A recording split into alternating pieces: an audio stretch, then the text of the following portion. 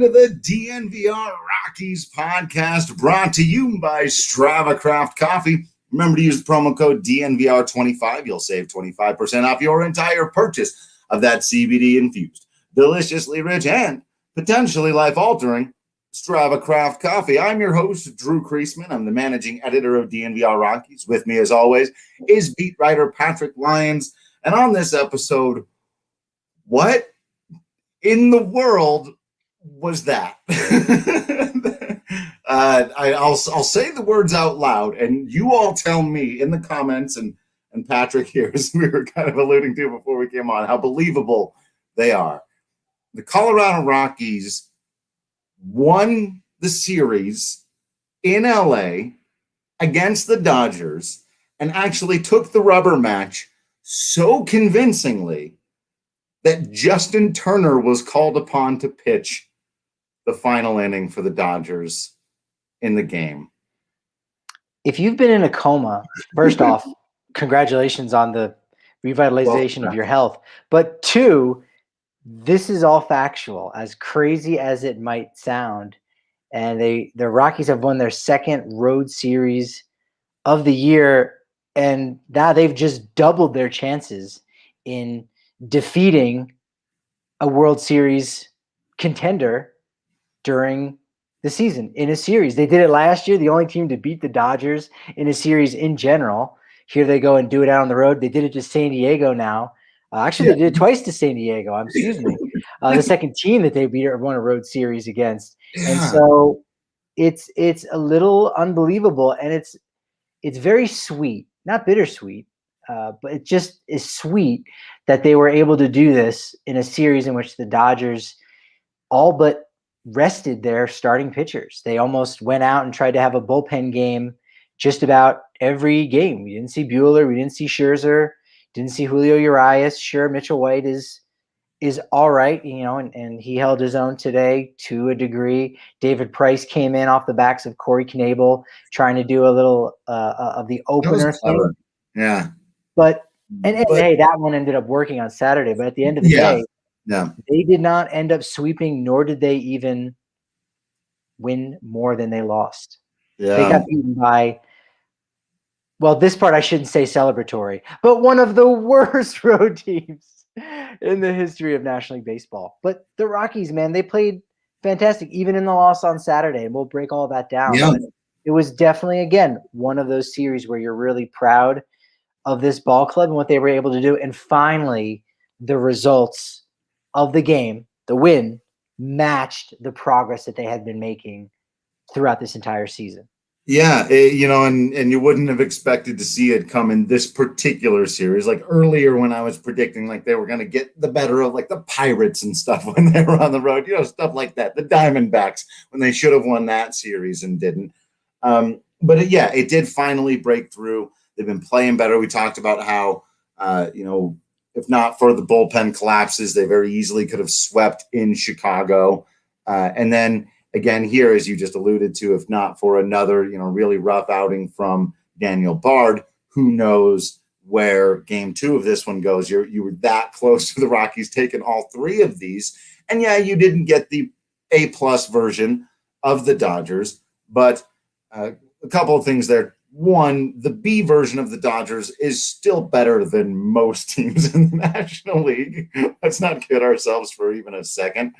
And two, as Goody pointed out on the show yesterday, we had to do a Saturday one, was, and I heard it on the radio broadcast. Actually, I had the Dodgers radio broadcast on for a little while today, and they were talking about the Rays going 18-1 against the Baltimore Orioles this year. And it's like, they all count. You win. And the Padres on the flip side, if they were able to take care of business against the Rockies and the Diamondbacks, they'd be in a postseason position right now, and they're not. So you've got to play the teams on your schedule. The Dodgers have an extraordinary amount of talent. There were plenty of opportunities for guys like Justin Turner, Trey Turner, and Cody Bellinger, and Will Smith, and those guys to do damage throughout this year, and Chris Taylor, and they did at times. But the Rockies just played the better 3-game set, top to bottom. And I'm as baffled as anybody, but that is what happened.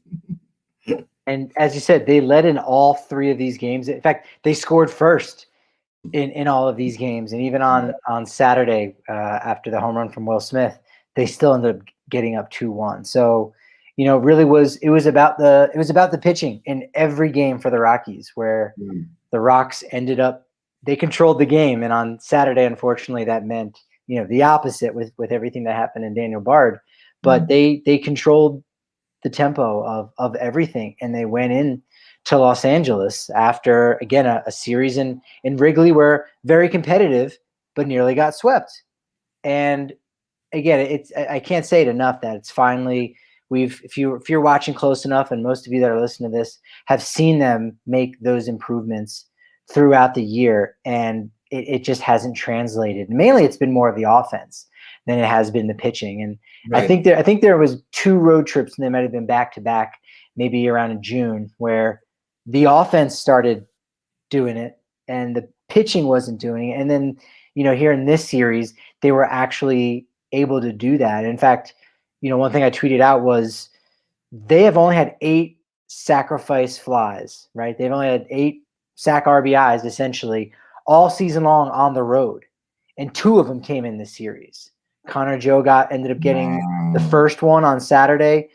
We saw Rio Ruiz battling in a really good at bat. That was nice to see. He had a nice Rockies moment for himself, was at the plate, even at the wild pitch. So that's been one of those little things that they just haven't been able to converge on. And they were able to do that, right? They're kind of, their bad luck ran out, and it ended up, pushing some runs across the board when they needed it, and they got it, in these small bunches, so to speak, in this series, and that was the difference. Yeah, there were a couple of times where I thought maybe, and we'll get into that, but let's frame it through the conversation of the man of the hour. And what an incredible performance this was, especially once you put it into full context. But just for the day's context, it's a great performance out of our draft king of the game. Of course, that's got to be Colorado Rockies starting pitcher, Antonio Senzatella. 7 innings pitched, 2 hits, both of them singles, if I recall correctly. I'm pretty sure I'm right about that. No runs given up, 5 strikeouts. Really, really dominated this game after his entire career getting dominated by the Los Angeles Dodgers. It was exactly what I think he needed to a degree, because we've talked about him being this steady Eddie, all season long, and like, hey, he's a great kind of middle, maybe back end of the rotation guy. Yeah. He's not going to do too many big things. He's also not going to, have a lot of those awful outings. He's going to be kind of right there in the middle. And today you saw the upper end of what he can be capable of. And again, against a team like the Dodgers, it's kind of one of those performances that there's going to be a couple teams around the league, particularly the National League, that's going to take notice of that and say, you know what, we might have to give Bill Schmidt or whoever the GM is over there in Denver and give him a call, because we see a lot of potential there in Antonio Senzatella. And if he can shut down this Dodgers team that's, battling to try to win the West against the San Francisco Giants, that's precisely what we might need to overtake the Dodgers. And so he could be, an interesting trade chip. We know how much talent is on this Rockies team, not like they're world beaters, even though they did beat the reigning world champions, asterisk. But they have enough guys that have that potential that other teams very much covet. And we don't always have an opportunity to see what players other teams covet. Like Nolan Arenado has been the only guy that the Rockies have traded away in recent memory where you go, oh, yeah, obviously this other team wanted Nolan, but those are the only trades that have actually gone forward. There's plenty of other teams that are interested in players, and obviously Trevor Story at the trade deadline. But the bottom line is Antonio Senzatella, just he increased his stock, and this is just a fantastic outing, for him against this lineup. Yeah, maybe it wasn't a fully charged Dodgers lineup, but like you said, man, their B lineup is good enough to get it done. And if you're a Dodgers fan, you're out there saying, yeah, this is a moment, catch your breath before the next big series. And, well, took their eye off the ball to a degree. They all and they got count. beat. They do not want to end up having to play one game for their season, and these are the ones you can't be doing if you're the Dodgers there. So these games very much mattered. They started putting guys into them. They were the Dodgers, as much as they were trying to be clever and coy, maybe rest up and do some strategic roster moves here. They were very much trying to win these games, and so No doubt. and like you said, the lineup that Senzatella is facing now, he came into this game in his career with an ERA over 7 against the Los Angeles Dodgers, and on the season it was over 16. So he'd been just getting absolutely murderized by these guys, just obliterated. So that had to feel good, because we know we've seen Senza break out those occasional 7 innings, no earned runs. Usually there's 5 or 6 hits in there. You can be a little more contact prone. Only ended up issuing 1 walk. It was late. It was in his final inning of work there, where got a couple of guys on. And this was the first, I kind of alluded to this a second ago, this was the first moment in the game where I still thought, oh, the Dodgers are going to come back and win. Because, I love the decision Bud Black made here, with the bases loaded, and then having just brought in a couple of runs with, as Patrick had mentioned, a really good at-bat from Rio Ruiz to bring in a sac fly, a wild pitch. So they've made it 5-0. So Buddy pulls back Ryan McMahon, and he sends Senzatella back out there with 2 outs and the bases loaded, now up 5-0, because he wants to get another inning out of his starter. And so that has the possibility of blowing up in your face in 2 ways, because you're not going to get, like, if Senza comes up with a big hit there, then you look like a genius, but it's not going to happen. It didn't. So you go, okay, maybe missed an opportunity for a big inning there. McMahon puts the ball in the gap, game over, right? And then you flip to the other side, and base hit and a walk. First 2 reach against Senzatella. Now you're in real danger, right? Of looking like, not only did you miss your opportunity to blow the game open on offense, with Senza maybe running out of gas, that happens. Now a ball in the gap, and it's a 5-2 game, and this is very much a baseball game all of a sudden. But Chris Taylor down the line, and Connor Joe, who had his worst day at the plate we've seen in a long time,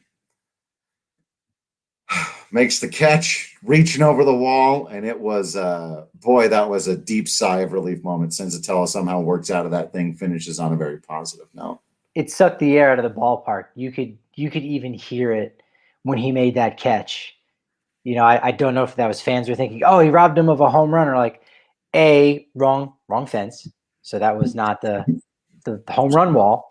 And also it was a foul ball. If he didn't catch it, the ball's not in play and the runner's advance. But at the same time, you understood kind of what that meant. I'm like, no, that's not how this at-bat's supposed to end.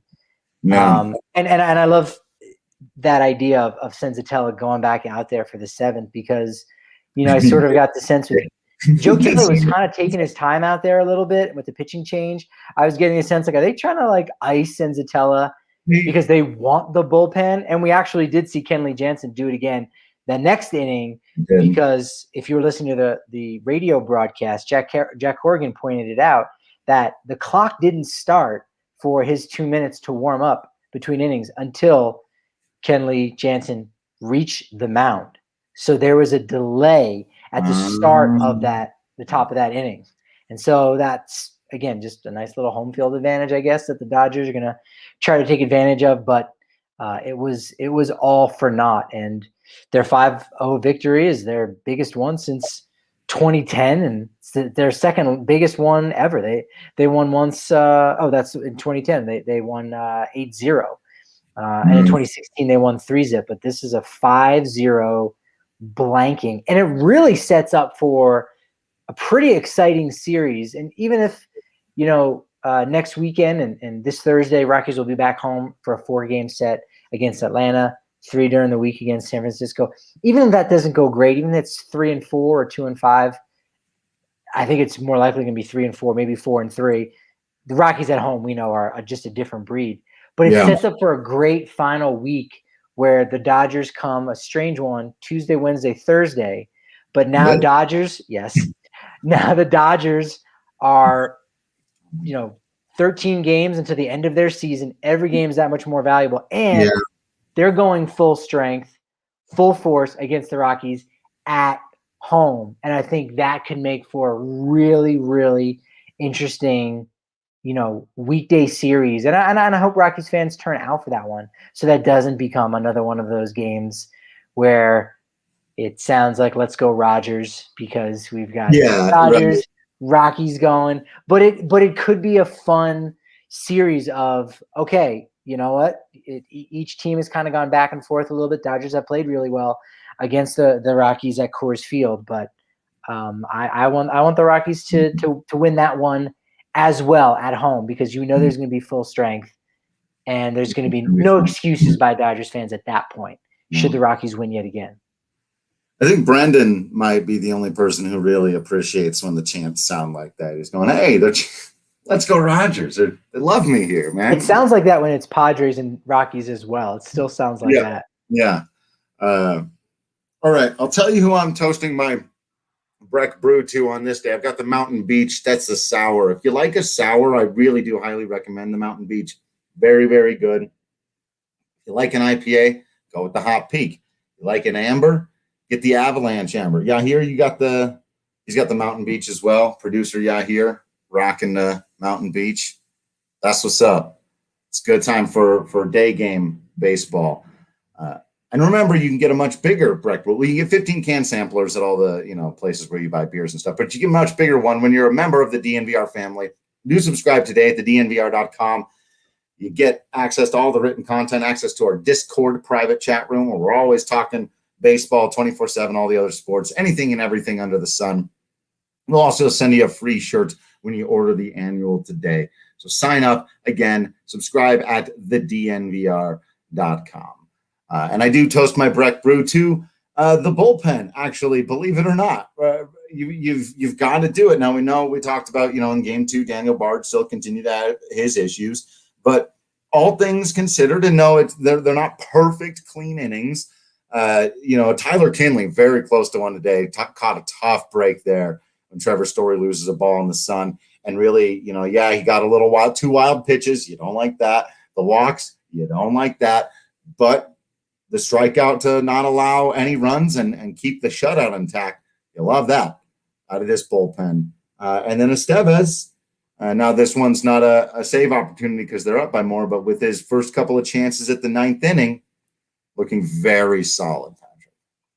Yeah, those two guys I think have stepped it up a lot over his last 7 outings. Tyler Kinley, 1.17 ERA, 11 strikeouts, 3 walks. So he's cleaned it up a lot. And again, for this bullpen that's struggled as mightily as it has, that's major progress. And as we said, Estevez has been the guy that, at the end of the day, midweek, I said just give him the ball, because it doesn't really matter either way. So I'd rather Estevez go out there and kind of be the one. And I've heard some whispers that he could be a non-tender candidate this off season, just because he'll be getting a little bit more in his final season of arbitration. I don't necessarily. I'm definitely leaning towards that not happening at all. Yeah, I would think I would agree that that's not going to happen, especially if he can continue in doing what he is now, and he's going to get paid a little bit extra for these saves. And again, there's nothing wrong with that.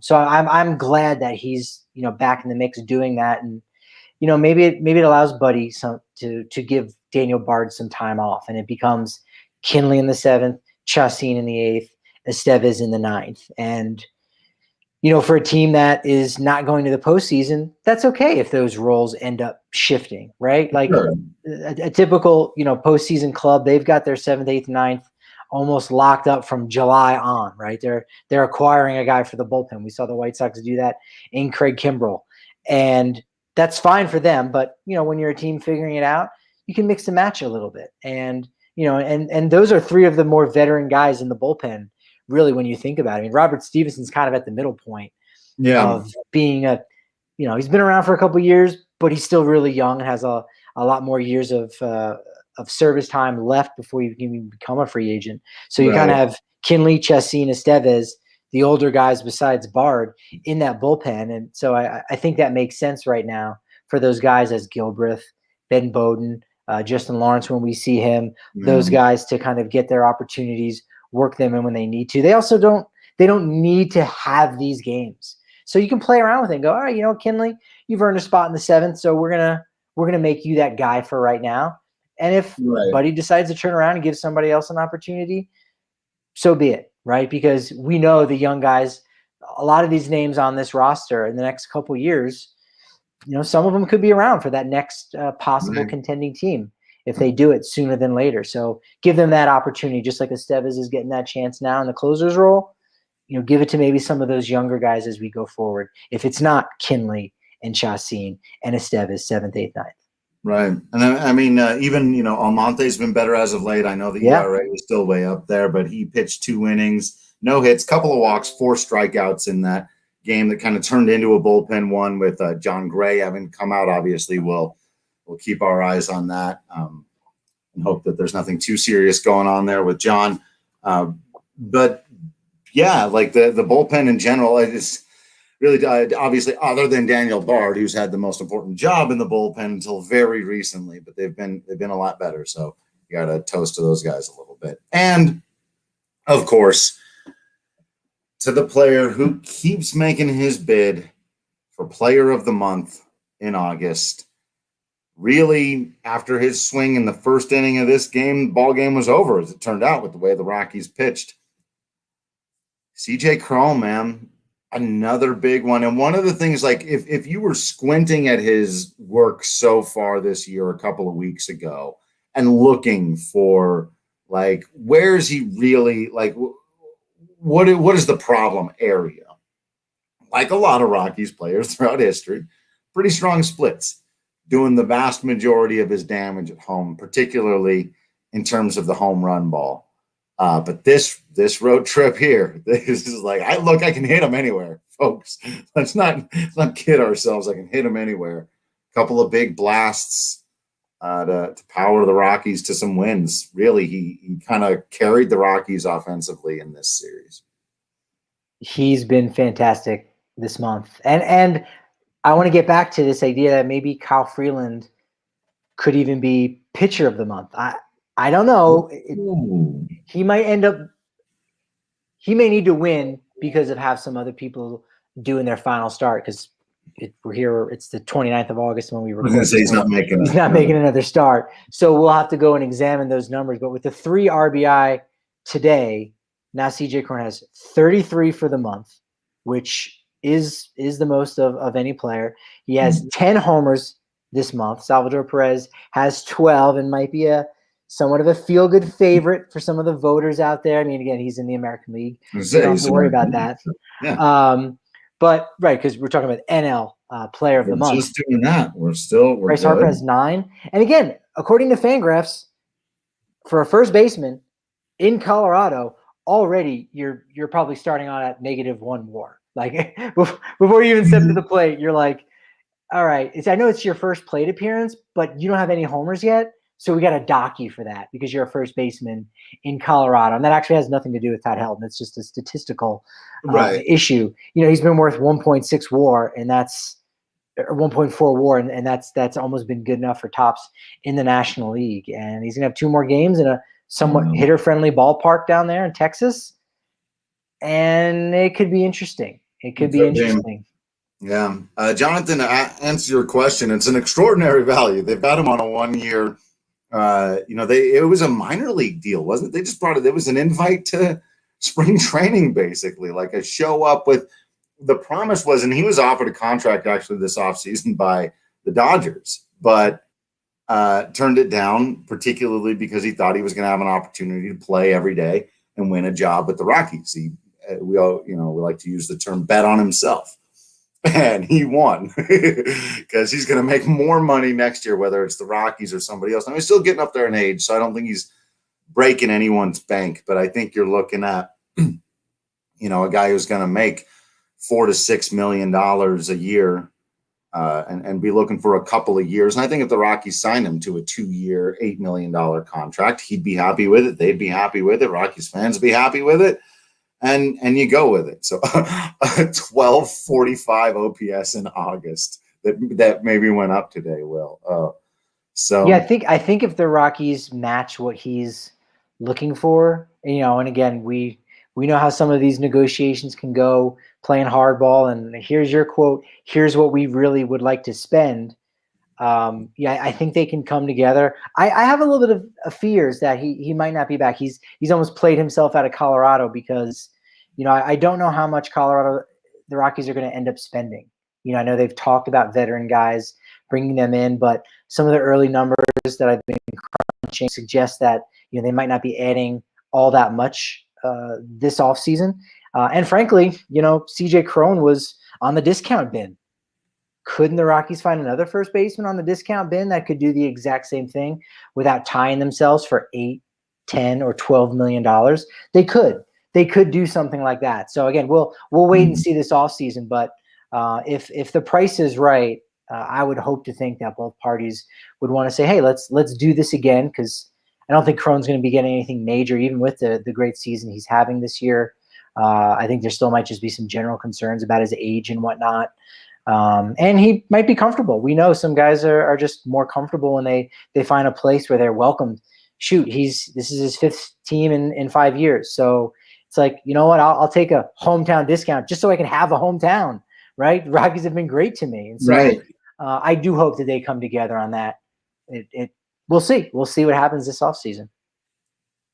Yeah, I would, considering that it wouldn't take much, and the Rockies love those types of guys. I would think they could get something done there. But yeah, you do never know. I'll tell you one thing you do know about, though. You do always know, and that's about the quality of Hassel Cattle Company beef. We had some folks talking about it in our Discord channel, frying up some bacon, sharing the good wealth with all the people, letting everybody know what's good, and it is good. It is delicious. I am a big fan of that bacon, also of the ground beef and the ground chuck. They got award-winning hamburgers. They got delicious steaks, and that Wagyu beef really could change your life. It's super, super delicious. None of the antibiotics or hormones and any of that garbage that goes into the animal, bad for them, bad for the environment. Then when you eat it, it gets into your body. It's bad for you. Not good for anybody. Instead, get Wagyu beef, Hassel Cattle Company, really delicious stuff. You can get 10% off by using promo code DNVR10. And if you order over 200 bucks, they'll hook you up with free shipping, which I do very highly recommend. I always end up going that route. Never once disappointed. Still at 100% positive reviews for our friends at Hassel Cattle Company. It's HASSELL cattlecompany.com. And don't forget to use promo code DNVR10. Love the perfect score. Love that perfect score. Love. Which in baseball is 0, all zeros everywhere. Right. And in bowling, it's 300. Yeah. So we forgot to mention that. I mean, it's 4 innings, but Senzatella was perfect through 4. Right. I mean, for a second there, you really thought, and given that he only did give up 3 base runners in the game, you go, he was pretty close to spectacular today. Yeah, this rotation just continues to just build on itself. And Gomber versus Freeland, Senzatella against Marquez against Gray. Like all of these guys, I think they just have this great way of matching up against one another and say, anything you can do, I can do better. And they've all had their moments, numerous moments this year. And that's been definitely the most exciting part. We know it's been the summer of CJ with Cron and Kojo, Connor Joe, but the pitchers are right there with making this summer so spectacular. Yeah. Not to get lost in it, of course, Kyle Freeland, you mentioned the month that he's having. He was the winner in game 1. Going again, 6 innings, 7 strikeouts. We had talked before about his increase in strikeouts this year. That's another thing to continue to keep an eye on. The 2 home runs, the 2 solo shots that he gave up. Other than that, another great outing from him. Quality start Kyle returns. It's the worst nickname I've ever come up with. And then, like we said, the other thing I didn't want to get lost in today's game, while CJ Cron, I said he really carried the offense. They did throw out 10 hits. They had an opportunity to run away with this game a couple of times. They had the bases loaded. Was it the 4th inning? Or the 5th inning where they loaded the bases and did not score. nobody out, a couple of tough at-bats there. But really, they were getting up and down production. Cron has reached base in 23 consecutive games. Brendan Rodgers has hits in 23 of his last 26 games. Stuff like another couple of base hits for him today.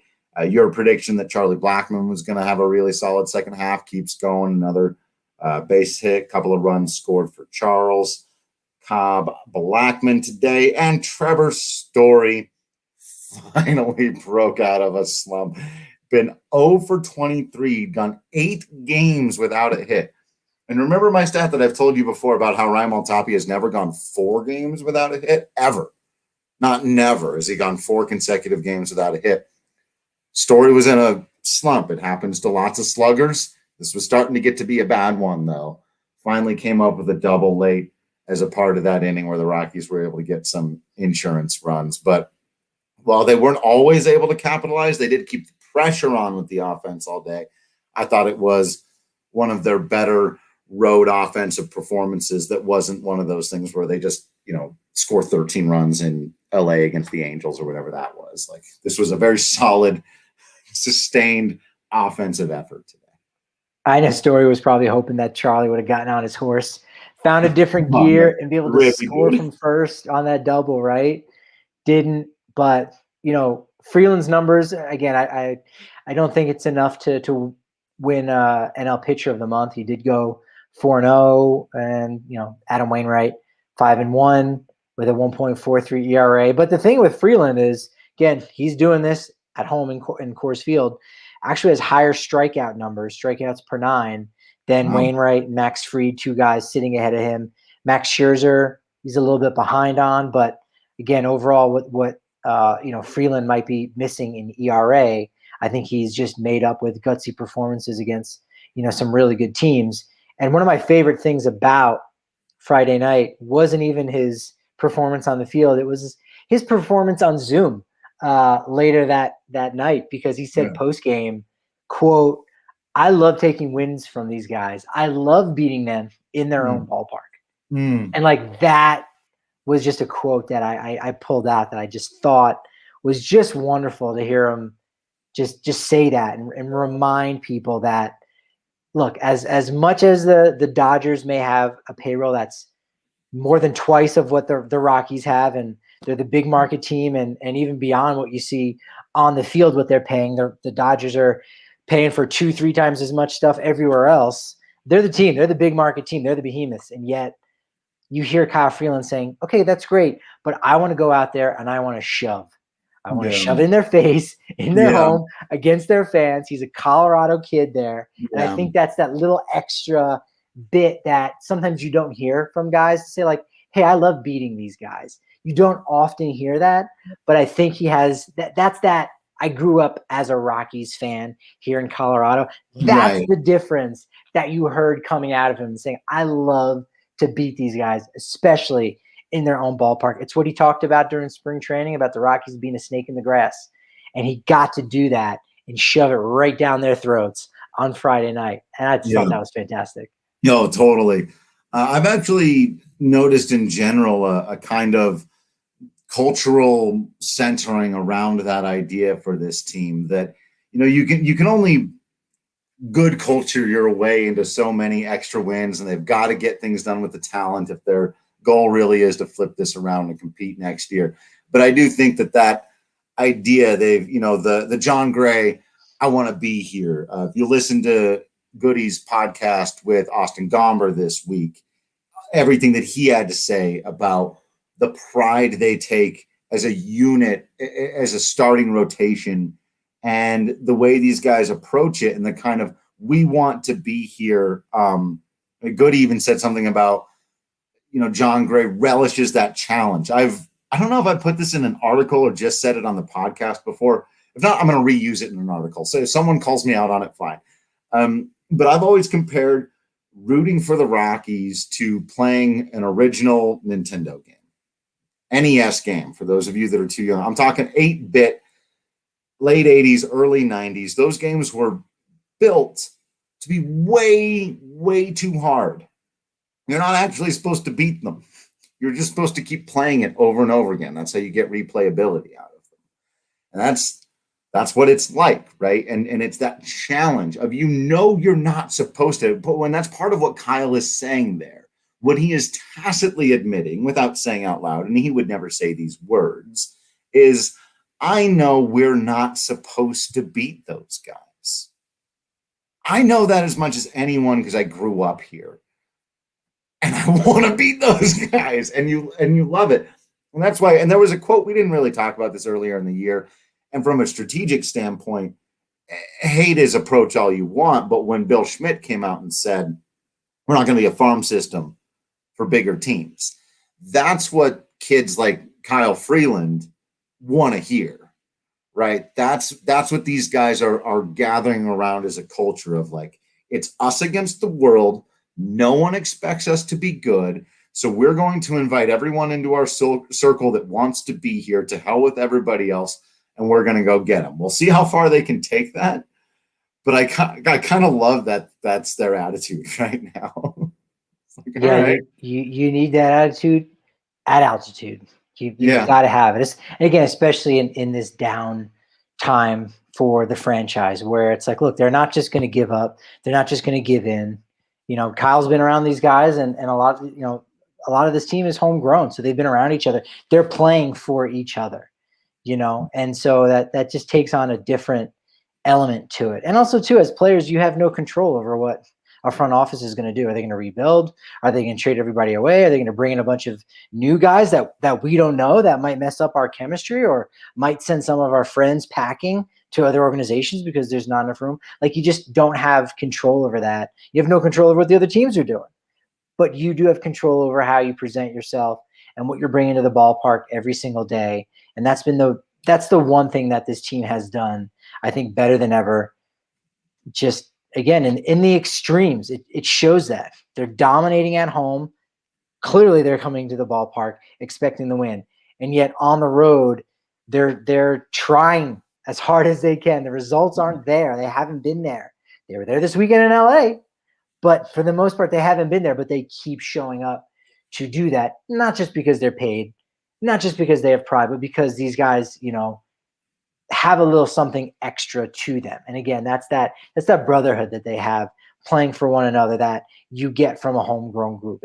It's chemistry almost to a degree, right? And I think that's the thing that San Diego is struggling with so much right now. And when we talked last week, we said if they don't make the playoffs, we could see a change in the managerial spot. And the next day, what happened? Larry Rothschild was already out as the pitching coach right there at the end of the season. And so, again, it just goes to show you that it's more than just numbers and plugging and placing it. There's more to it. So again, you love what Kyle Freeland is doing as one of the leaders of this team. It's crazy to say that a pitcher is doing that, and it's crazy to say it's a pitcher in Colorado.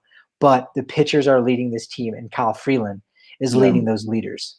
Yeah, absolutely, 100%. And it's amazing to see it, because it's so now the 3 wins on the road trip so far. The most they've had all season was 4, right? They had that 10-game California roadie where we thought it was going to be. We both went on the under there, but still, I thought it was going to be an absolute dumpster fire, and they ended up coming out and playing pretty well.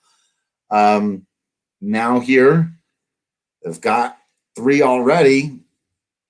Beatable Texas team, but we know it's not like that's almost not. It doesn't. That's not what matters, right? Because they played the Cubs, much more beatable than these Dodgers. Couldn't get it done. Kind of handled the Dodgers. But opportunity here. So I'm pretty sure I'm right that 4 is the most. So they can tie it, or if they can win the series, they'd have 5 wins on a road trip. Remember, we were talking about a team we thought might win only 13 games on the road all season, so that they might get 5 in a road trip is quite a difference from where we've been. Yeah, some of their better runs was 2 and 5 at the end of April. That was a good run. Good road to trip. Finish that month.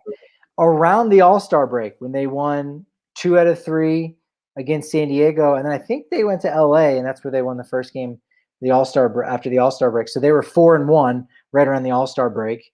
Then they went one of their next three, but still we're 5-4 overall. And then they closed out July going 7-6. So you're like, hey, all right, that's a much larger span of play, 13 games at the end of July and in August 1st in San Diego. So that was not that long ago, right? So they've been doing a lot better. They did start this month 0-9, which no, that's not right. I'm sorry. I was gonna say that doesn't even seem. No, they had the 2-game sweep against Houston. They won one against San Francisco, lost the first two to Chicago. But yeah, this has the potential for them. 21 road wins is the lowest in team history. That's what they're chasing down, and they've got how many they got left? Today's 18? was 16, right? 16th. Today's was the 16th road win. So yeah, it's all on the table. It is, and it's crazy for how well they played this weekend. Again, beating the Dodgers, and we're talking about one of the worst teams. When they've provided such joy, right, and such enjoyment of the game. And yes, Daniel Bard has single-handedly, created a generation of bald Rockies fans. I think quite possibly, or at least the temples are going back a little bit deeper and deeper on a lot of Rockies fans, especially if you're tugging on that brim in frustration. But it might be close. This series against Texas could be a big turning point for them, because we said this week would be 2.5 wins with the over/under. I think we might have both taken the under because that's what we've been typically seeing. And they already are at the over. They've got 3 wins. It's a really bad Texas team that doesn't even have David Dahl right now. So not even Milwaukee Brewers David Dahl. Don't forget. So the update on since May 21st, 45-41 are the Colorado Rockies. It's not bad. There you go. We'll see what happens next. They're playing a lot better. It's been better baseball to watch by far. These individual performances when the pitchers go out and do what like Freeland and Senzatella did this weekend, it's fantastic. You're excited every time CJ Cron or Connor Joe comes to the plate. They're going to get Raimel Tapia back tomorrow. I asked Bud Black about that. Sounds like he's going to move over and play center field. Sam Hilliard got hot for a minute, but then he got unhot. Nobody has really claimed that center field spot with Hampson and Hilliard's bats just up and down all year. And what are your thoughts on that? What do you think about Tapia in center field? I like it. I like the idea. I think it's the best idea if it works out well. And I think this is where you're in a time where you can go for the best of both worlds, right? I think Tapia can play a decent quality center field. I worry a little bit because he's been so locked in and left. He's having such a good year. I worry if moving him spots will mess with the good defense he's been playing. But beyond that, I think that's the best solution to the problem, quote unquote, of needing both Connor Joe and Raimel Tapia in your lineup, not wanting to bury either guy and wanting to get the best lineup that you can. But he also intimated that they would hit 1-2. He didn't tell me yet which would be where, who leads off, who hits second. But it sounds like either way, it's 1-2 Joe Tapia. And I like that. And so I like Tapia in center field. I think there's a bigger chance of that maybe blowing up in your face if it does set him back defensively. But I think that is your best of all possible worlds, is a good Tapia playing center for you, so you don't have to continue to figure it out with these other guys. Hilliard can just be a fourth outfielder. Hampson can just be a super utility guy. And I think that is your best lineup. I think that's your best team if that's what you're trying to do. Joe, Tapia, Blackman, and then the infield, it's all been very good. Yeah, I like it. I think it's a good solution for right now to keep both those guys in the lineup. You're right. It could mess up with Tapia's mojo. It also could be something that we only see for 2 games, and you go, hey, this is definitely not a fit. I give him an opportunity, though. Give him it could be something that can last a little while. The thing that makes me most hesitant about that, because initially the idea gets put out there, and you go, okay, I don't hate it. For a second, I don't hate it. But then the more you think about it, the more you go, ooh, okay, what's going to happen? Tapia's, going to his right. We've already seen Connor Joe colliding with Sam Hilliard a couple times. And you go, oh, no, they're going to smash into each other. This is going to be really bad. And it may be. But until that happens, give it a game. And again, it may only be one game. It wouldn't surprise me if it's one game and you go, okay, let's try to figure something else out. But I think it's definitely worth that game. And I would prefer it Joe Tapia. I don't know what your thoughts are on that. But I think Tapia could maybe learn a little something from Joe, to a degree. I think also, you might be splitting the lineup up. And maybe you could have them flipped where you go Joe Tapia Story, right? You got right, left, right.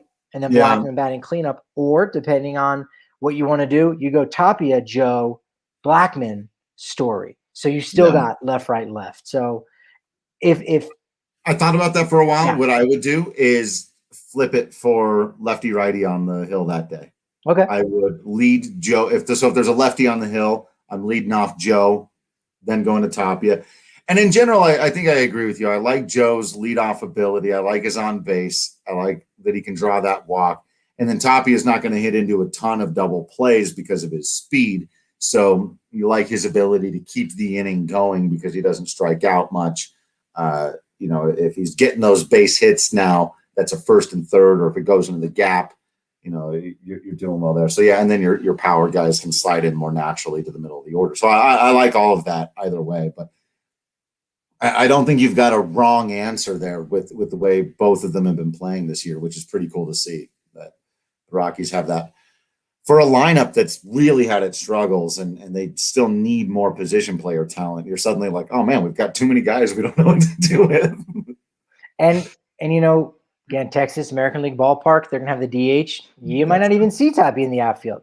Right. You might see him DH, or you might see it creatively where Tapia is in left field and Joe DHs, or Joe just gets his day off. So it might not be until they get back to Colorado on Thursday against Atlanta that you see Tapia in center field. But I think it might be worth a try. Careful what you wish for. I could see a scenario in which maybe it does. Maybe Tapia really sees this as an opportunity and it just kind of it opens up something. I don't think this will be something permanent going forward, but I think playing center field, patrolling that area a little bit could maybe help him on the backside when he moves back to left field next year.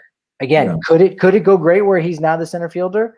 Could. I think it's a little unlikely, but I think he can learn something from that shift over, and that almost a boost of confidence. Like, we think you can do that rather than Joe in right and Charlie in center. It's like, Tap, we want you to be the guy that's a little bit out of position and a little uncomfortable because we think you can adjust a little bit more. I think that could go a long way in the confidence category. Yeah. And I do know, like, from back in his minor league days, Tapia liked playing center. If you look at the highlight reels of, his days in Albuquerque with the ridiculous hill they've got out there, he's made some obscene catches.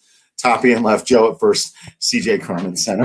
That's right. That's how you do it. All right. Since you brought it up, and we could end on this, what is the name of that thing in center field? Go ahead. There's one that everyone knows it as. Right. I believe. Is it? Well, it's got a couple of different names. There's official ones. And I know some players. Well, I won't get into that. There's official. There's unofficial, and then there's what I have come up with that I petitioned to be the new nickname, and still current PR director for the Isotopes, and soon to be Rockies PR guy. He shot it down. He didn't like it, but I'll pitch it out there. Center field is called Towels. No, was that's Houston? That was what Houston had. That was the original. I was going to say, why is that coming to my mind? Okay, so what is? I know Topes ballpark. Topes. It was the Topes slope. Topes slope. Then unofficially, behind the scenes, it was named after Isotopes manager Glenn Allen Hill, so they called it Glenn Allen Hill. Glenn Allen Hill. That was the one I knew, but I wasn't sure if that was public or talked about. It's so unofficial. The Glenn Allen. And then when I said, well, all right, if we're going to name it after the manager, bestow some kind of name upon it, like Glen Allen Hill, all right, we need something for Warren Schaefer. And Schaefer doesn't really give us much to work with. So that's why I decided a working title for it could be Warren's Peak. Sounds like Warren Peace. Okay. Warren's Peak. Okay, the fact that I had to explain it tells me all I need to know. It's not good. Yeah. But you know what? Warren's Peak. I might be with. I'm pretty sure my response was directly with Kevin on that one. Wasn't it? I've yet to hear a better new nickname, so therefore it's still fair enough. So you're in first place. You're in. Thank you. Power ranking number 1. That's right. If you've got a better idea for what to call the hill in Albuquerque, or if you're winning bets on DraftKings Sportsbook, or you've just had your first Breck brew, or you've just gotten some bacon from Hassel Cattle Company and you want to let us know about it, best way to do, subscribe to the DNVR.com and come on into our Discord chat. Let us know all about it there. You're not as likely to get our attention every single time, but we are on social media, of course, so you can always hit us up there at Drew Creasman, at Patrick D. Lyons, at DNVR_Rockies, and all of that good stuff. We appreciate each and every single one of you for continuing to be absolutely awesome baseball fans out there. We promise that we will continue to be absolutely Patrick Lyons, Drew Creasman, and Yahir Vasquez behind the scenes producing the show in here. And until next time, we will see you at the ballpark.